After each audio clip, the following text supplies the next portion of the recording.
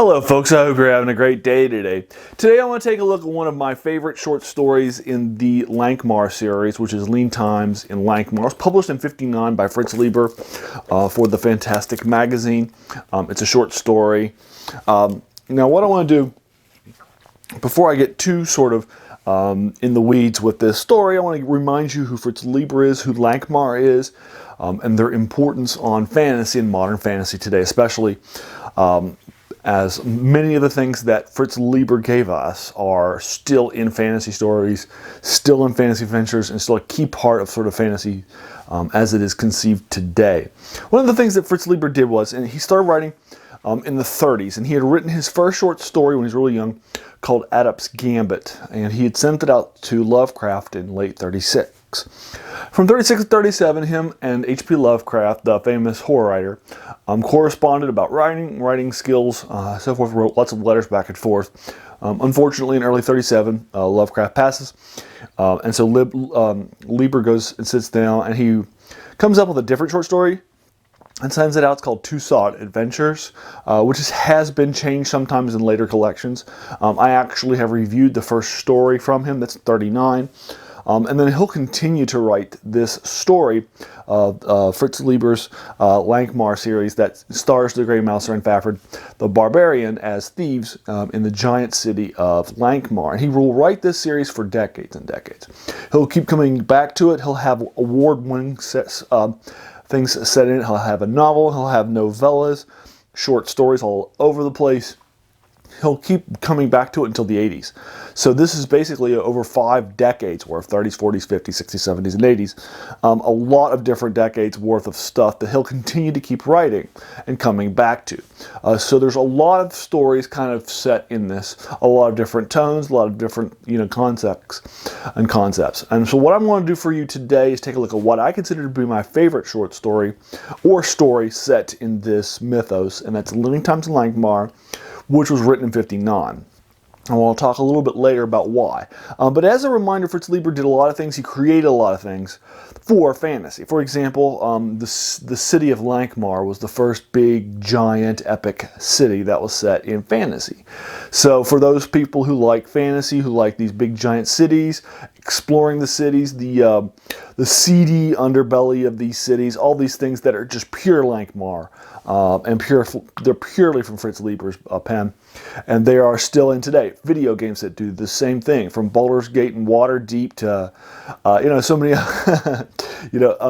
and that's just one example. There's many, many others, but there's so many of these sort of seedy cities with their seedy underbellies, giant, large cities from video games, board games, as well as your normal sort of media, from visual media like reading to comics to movies and so forth. So this is this sort of the seedy city, the giant city with its waterfront, with its thieves guilds. This is all Leiber.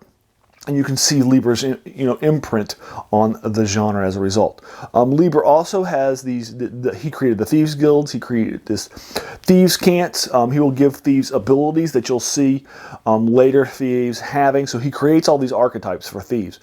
And even though Fafhrd and the Grey Mouser could not be different, and thieves as their style, the big giant barbarian and the tiny little guy, they still have some skills in common. You'll see them going into the Thieves Guild and back out again. You're going to have to deal with thieves and other issues that are happening in the city.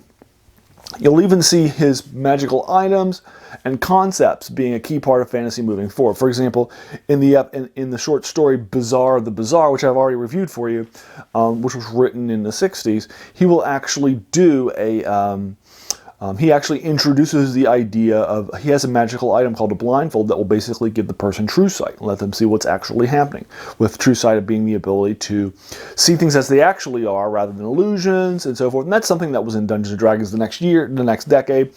And through that has been added to a lot of different things, this idea of the ability to see things as they truly are. And a magical item will have invisibility, but the invisibility will have limitations that you can figure out, and the limitations that happen in the course of the story that are mentioned early on say don't rely on it. Smart people, wise people will be able to see through it, especially if they know what's happening, and you're going to see that actually happen. And in the course of the story, that warning comes true.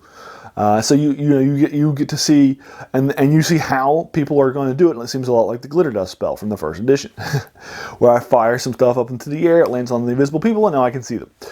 So you have this idea of this these characters, these stories, these magical items. They're all kind of just taken almost sometimes verbatim from Leiber and placed in later fantasy. So we owe a lot to Leiber, and this series is hugely influential. And actually really good too. There's a lot of really good stories in it, and it won't take you that long because most of them are short stories. So you can, yeah, there's like a bunch of them, but it's not like there's dozens of novels or anything. You can actually read the series pretty quickly. But anyway, this is the third of the short stories that I'll take a look at, and because it's my favorite one, I definitely wanted to hit it up for you from 59. And Lean Time in Lankhmar is probably the one I've read the most of the series, and I consider it by far to be the funniest of the stories, of one of the funniest things I've ever read, which is one of the reasons why I like it so much. And I will still laugh when I get to near the end. But anyway, let's take a look a little bit though at the Lean Times in Lankhmar. What's winding up happening is that our two main characters, who are definitely like each other's buddies, are going to there's going to be something that happens to them, and they have sort of split off in the city and have been split off for some time. So you're going to follow both of them as they have these individual stories throughout the city, and you're going to follow, for example, the why did they break up? We don't know. I use the word break up like as a relationship, but obviously they weren't in a relationship. I just think it's funny. But this whole why did they break up? Was it because they had a falling out over a girl? Was it because Grey Mouser wouldn't spell Fafhrd name correctly? There's all these little things, little guesses, and nobody knows. And so, but what's ended up happening is that you're going to see them go in two separate directions. Now, one of the cool things that's happening, you're going to get a real feel for the city of Lankhmar in this story, and there is this section of the city that is kind of dedicated to these cults, these religions, many of which don't even have like temples. But as they get more powerful, more popular, more followers, more money from donations, they can move up literally and figuratively in the city. There's better places for them to go to. There are advantages to getting more and more people, and the people will follow this religion or cult, fanatically. And so you have, and so what's going to end up happening is that Fafhrd is going to fall in with one of these people, and start to become a follower of one of these cults that's there, and developing with the open jug and some other things that are happening. And he's very authentic and sincere. Now the thing is that when people try to take advantage of the gifts that are being given, try to steal them for themselves, he's this big giant barbarian. He's easily able to defend himself, the people that he's following. So he's a big asset. And he's also very, very clearly a true believer. In the meantime, what's been happening with Grey Mouser is that he's fallen in with this.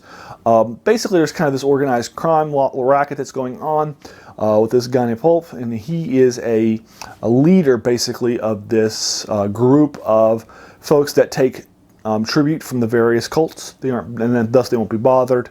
There's also some sort of anti-magic that they can sometimes do. So sometimes the spells that are trying to be cast, the various effects that are trying to be brought in, will be interfered with unless this tribute is paid.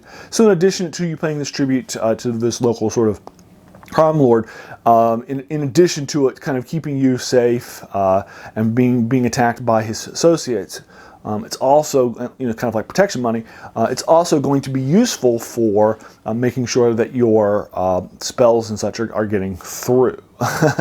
And thus you're able to wow the audience. Anyway, his name's Pog, and Grey Mouser has been rising in his ranks. He just recently joined, and so you're going to have him having recently joined this person. And now he's going to go up against Fafhrd because Fafhrd has slowly, over time, his cult is getting more and more money and thus more and more attention. They starts out they're only getting things like crusts of bread that are moldy, once in a blue while the occasional bent and bronzed brass coin, something like that, but it's basically just little tiny things that nobody wants or cares about. And so it's definitely under the notice, right, of these crime lords that are over there in the sort of temple district area. But over time, what's going to end up happening is that as they get more and more successful and bigger donations from key figures in the city, what's going to end up happening is that obviously they're going to suddenly become known by the powers that be. But the powers, then there's going to be some things that actually happen that are very different than you might expect. Paul is going to be very different than you might expect. Him to be, based on how he was sort of described as Grey Mouser's person, he has gone through a crisis of faith himself. And so he's going to be a little bit different than you think, which makes the story, I think, a little bit of an interesting take on it. But anyway, I'll leave you there. Again, the last couple of pages are just so funny, and it just keeps building and building. And one of the things that Fritz Leiber does is he is a master at dark humor. You'll see this in a lot of his stories, his novels, his novellas. This is not the first time you'll see it. Bizarre the Bizarre has some scenes in it that are just downright funny too. And this is the same thing. Only this one is, I think, his funniest piece that I've ever read. Now, to be fair, I haven't read every Leiber piece. There's a lot of his stories I haven't read. I haven't read a lot of his novels. I haven't read like Conjure Wife or things like that. So I have not read every single Leiber thing that he's ever written. He's had some Hugo Award-winning science fiction novels in like the 50s. I've never read any of them either. I've never read all of his horror stuff, although I have read a few. But this piece, Lean Times in Lankhmar, is the funniest thing he's ever written. And it's like, there are going to be some funny writers that come along in fantasy later on that I think definitely are taking some of an homage from him, learning things from him, because I think this was probably one of the best places to see that. And it's just so funny what winds up happening at the end and how. I still laugh at it to this day. But anyway, there you are. That's Lean Times in Lankhmar, and I'll go ahead and link you to it below. Let me know what you thought about it. Have you read it? Do you agree or disagree with my thoughts? I have said that Lean Times is my favorite story in the series. But if you disagree with me, let me know. If you agree with me, let me know. I'm ready to engage you with that in the comments below. What's your favorite story in the series? If you've read them all, and again, I'll link you to it so you can let me know what you think about it. This 1959 short story from Fantasy Magazine. So there you are. Hey, if you like this video, please feel encouraged to hit that subscribe button, because there's going to be so many more videos like this to follow. I tried to find these older sort of stories that are out there that are sometimes classics that we just haven't read, even though we may have heard about them.